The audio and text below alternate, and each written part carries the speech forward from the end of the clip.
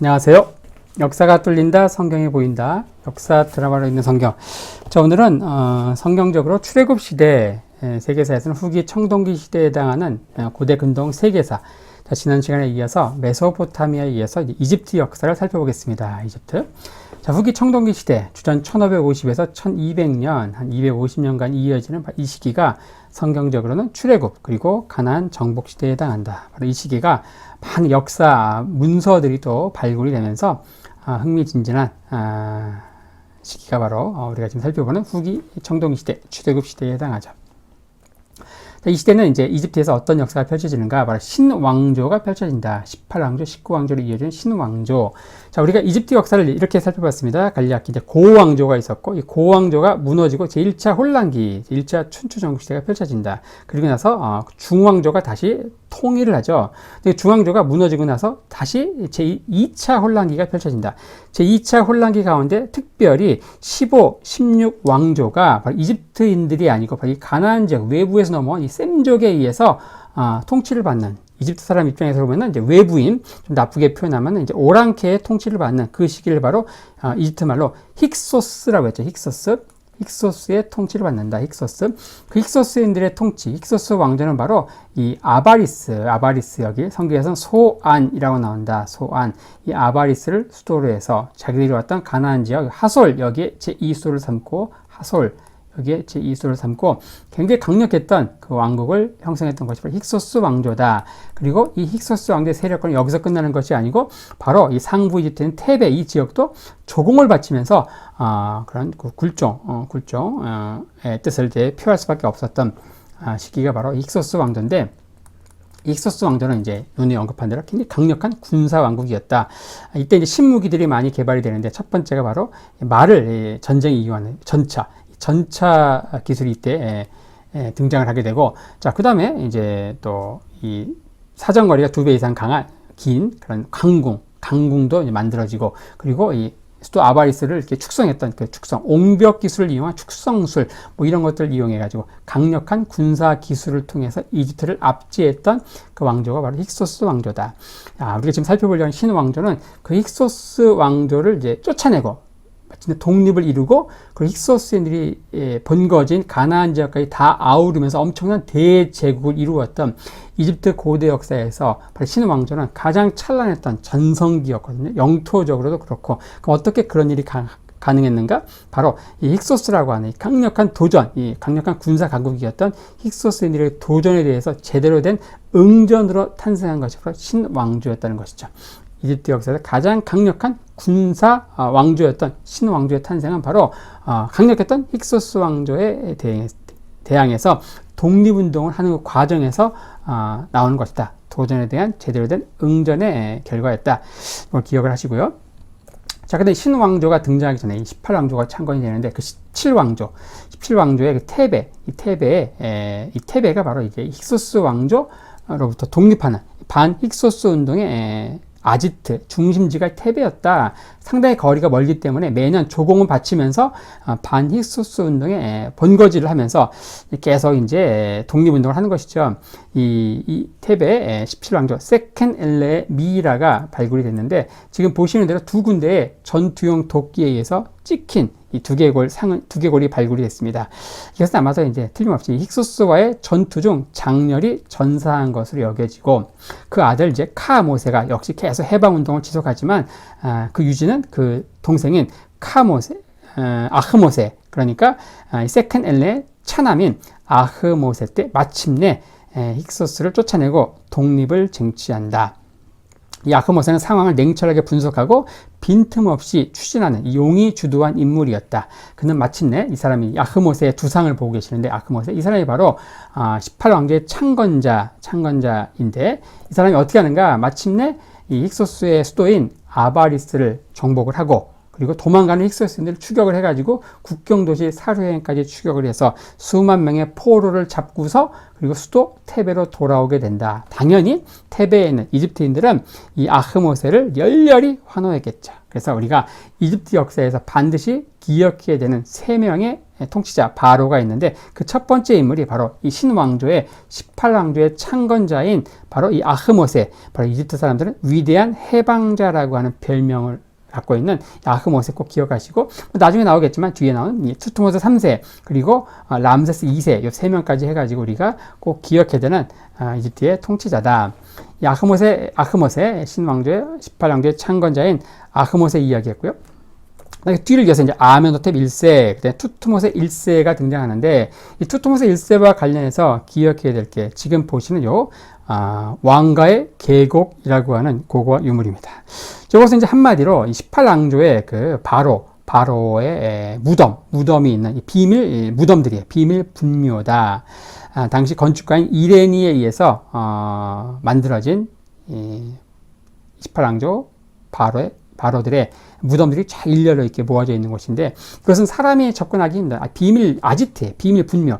태양만 장렬하고 풀한 폭이 없어서 정막만 감도는 이곳에 바로 무덤들을 쫙 일렬로 놨는데, 왜 그랬는가? 여러분이 충분히 예측하신 대로 도굴꾼의 손을 피해가지고, 도굴.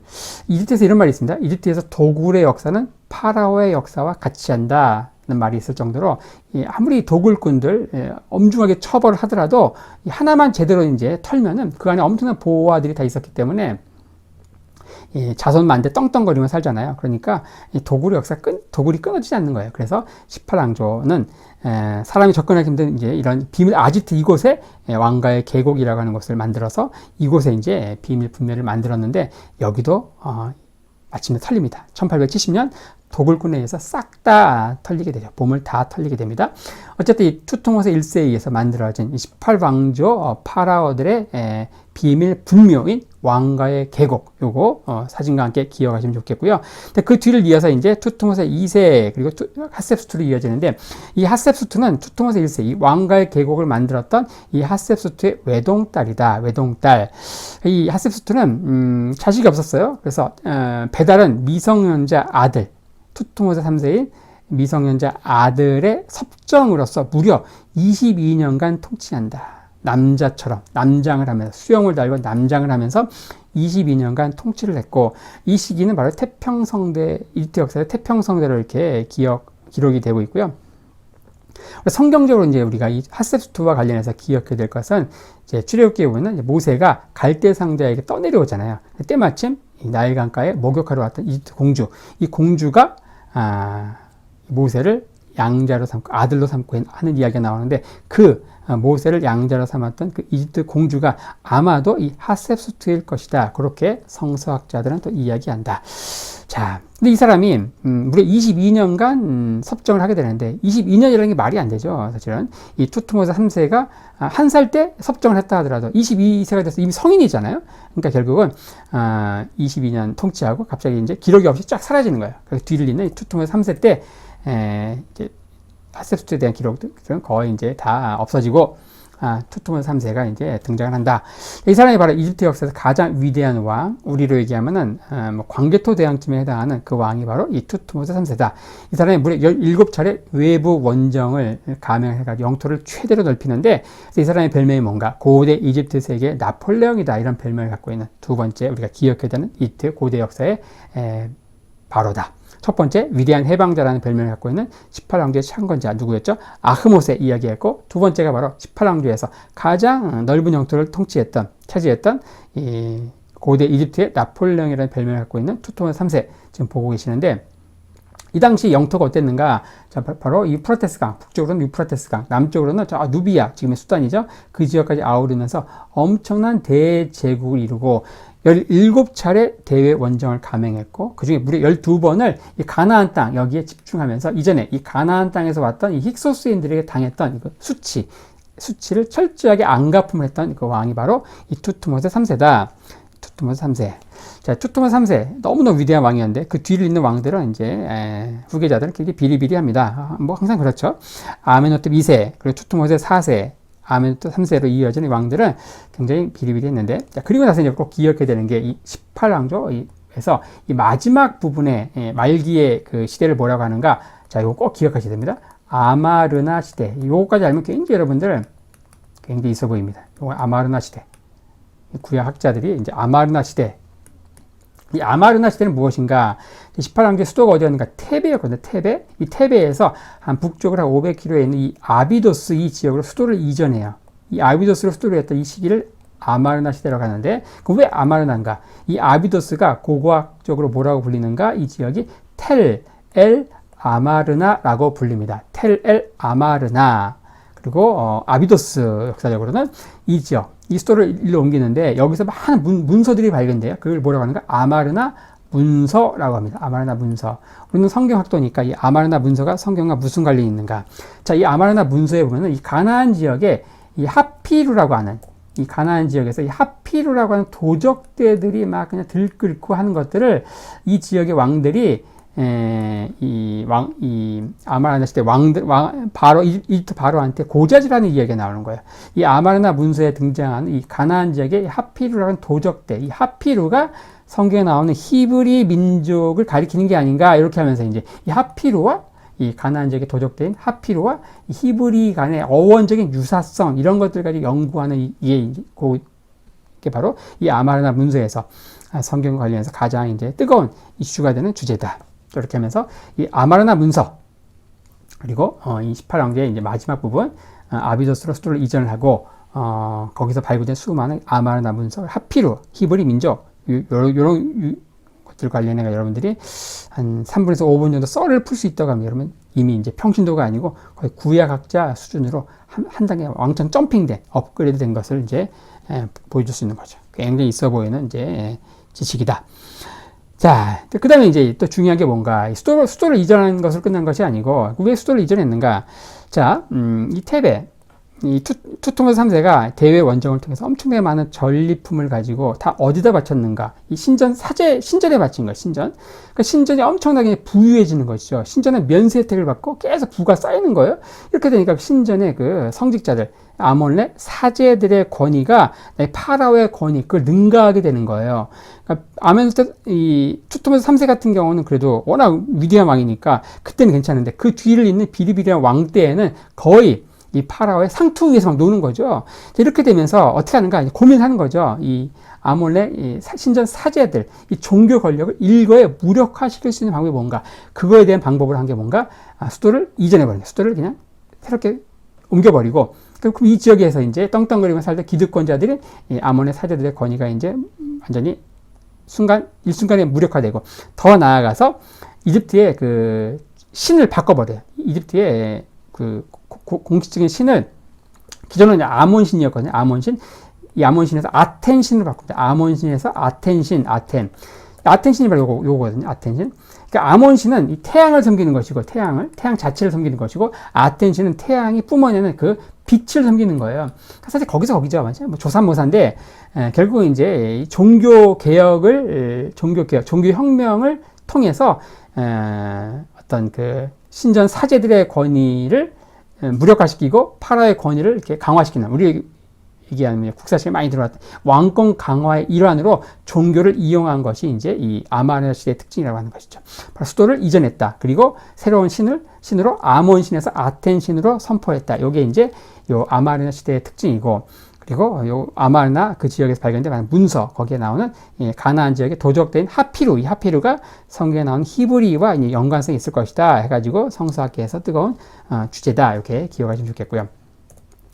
이렇게 수도를 이전했던 아비도스로 수도를 이전했던 이 아멘호텝 4세, 이 사람이 아마르나 시대를 여는데, 이 사람은 굉장히 고대 이집트 세계에서 계몽 군주로 인정받고 있습니다. 이 사람이 노예들을 해방하고요, 판결을 재심사해서 억울한 죄수들을 많이 방면해줬고, 동물을 학대하지 못하게 동물 보호법, 요즘에 이제 동물 많이 키우는데 동물 애호가들은 좋아할 만한 바로겠죠. 동물보호법을 통과시키고, 그 당시에 이제 무상의료를 실시했다고 합니다. 무상의료.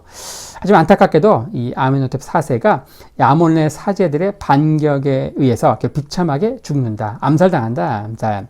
그리고 밥그릇을 빼앗긴 신전 사제들이 가만히 있겠습니까? 결국은 암살당하고, 그 아들 스멘카레 때 다시 수도를 이제 테베로 옮기게 되죠. 그리고 그 뒤를 잇는 스멘카레, 그 뒤를 잇는 또 투탕카멘, 이때는 다시 이제 거의 뭐 이 바로는 다 허수아비고 아몬의 사제들이 이제 거의 최고 권력자가 되는 그런 시기가 바로 이 아마르나 시대 거의 말기이죠.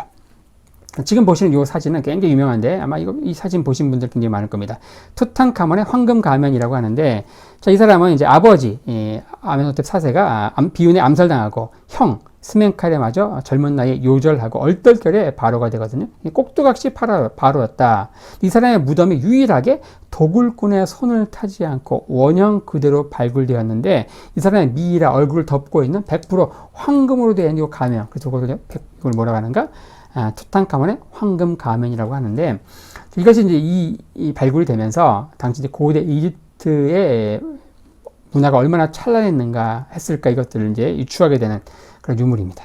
왜냐하면은 이렇게 허약했던 이 허수아비 소년 왕의 무덤도 이렇게 화려하다고 하면은 아마도 이 투투모스 3세라든지 람세스 2세라든지 이런 이집트 역사의 최고 전성기를 구가했던 그 파라오들의 무덤이 도굴꾼의 손을 타지 않고 그대로 발굴했다고 하면 얼마나 대단했을까 하면서 고대 이집트의 그런 문화에 대해서 다시 한번 재조명하게 되는 그러한 그 계기가 됐던 유물이 바로 이 투탕카몬의 황금 가면이죠. 투탕카몬 황금 가면과 관련해 가지고 파라오의 저주라고 하는 재미있는 썰이 있습니다. 여기 이제 발굴하러 들어갔는데 여기에 이집트 고대 상형 문자로 이렇게 써 있었다고 하네요. 그 입구에 왕을 방해하는 자에게 죽음의 날개가 스치리라 하는 경고문이 써 있었다고 합니다. 그리고 실제로 그 이후에 발굴에 관여되어 있던 캐너번이 죽고 그 아우인 허버트가 죽고 그리고 간호원도 죽고 이 발굴과 직간접적으로 연관됐던 20여 명이 다 죽는 거예요. 누군 갑자기 막 교통사고로 죽고 모기에 물려서 말라리아로 죽고, 그래서 이걸 이집트 사람들은 뭐라고 부르는가? 파라오의 저주다, 이렇게 부르죠. 그러면 또 재미나게도 이 발굴의 총 책임자인 가장 책임 있는 이 카타라고 하는 사람은 이를 비웃듯 이 파라오의 저주를 비웃듯 버젓이 천수를 누리며 살았기 때문에 거기가 우연의 일치일 수 있는 것이죠. 어쨌든 이집트 사람들이 이걸 뭐라고 부르는가? 파라오의 저주다, 이렇게 부른다.